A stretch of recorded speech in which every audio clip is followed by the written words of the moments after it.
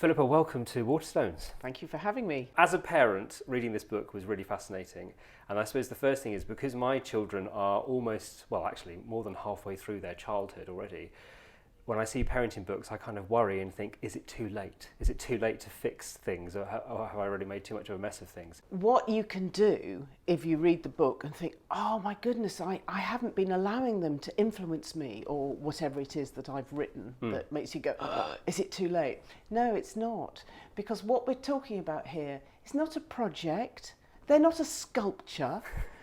They are people. Yeah. If we treat our children with respect, with consideration, they feel like they are worthy of respect and consideration. If, say, we have low self-esteem ourselves and you think, any child of mine must be crap like me, this sort of thing has an enormous influence. And if we've been doing that, it's never too late to change it. And I think a lot of parents feel that they just have to manage those first 18 years. They have to do that correctly, and then everything is fine. They'll be set up, and that's a problem, isn't it? Well, you can't do anything correctly because we're talking about a relationship. And in any relationship, we have attunements when we get each other, and that feels great. And we have misattunements when we're on different pages and misunderstand each other. It's fine to say my bad to children. Yeah. It's good, in fact. Yeah.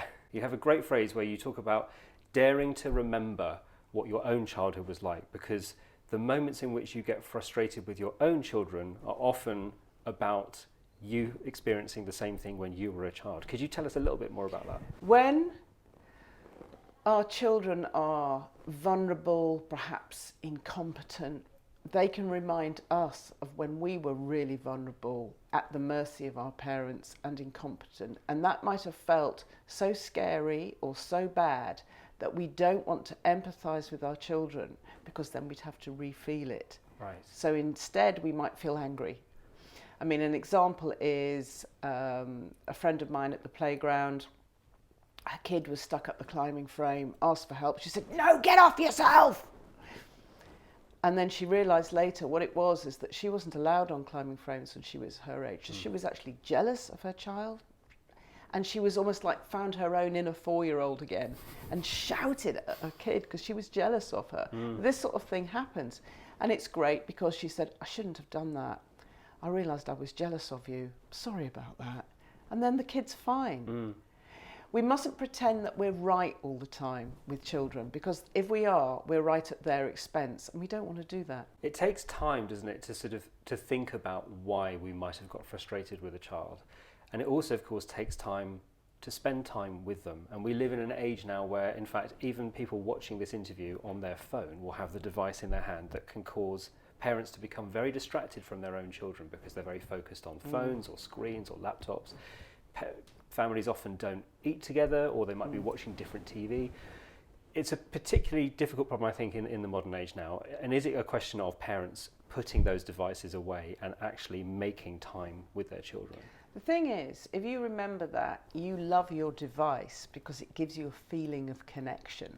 And you want that feeling of connection. If you've been looking after children all day, you might feel a bit lonely and you might want something a bit adult. So you might go, "Oh, this is fun," going through your Instagram feed. And I don't blame parents for wanting to do that, because that feeling of wanting to feel connected is very strong in all humans. The thing to remember, though, it's really strong in children, and they want that and need that sense of connection with you because they form in relationship with you. You would rather your child's character was formed in relationship with you than in relationship to, I don't know, Fortnite or whatever these things are. That's a word I know very well. Okay, great.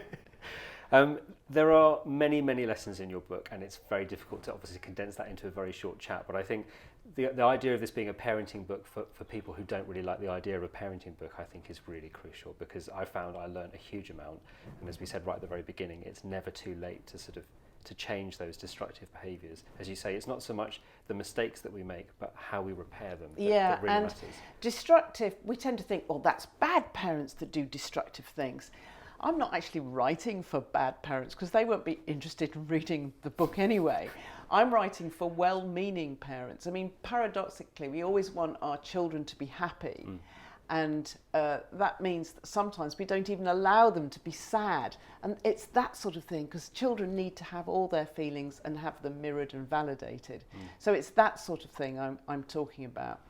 What I've really done is I've taken a lot of lessons from psychotherapy and counselling about how being listened to and being reflected back positively and optimistically affects a person.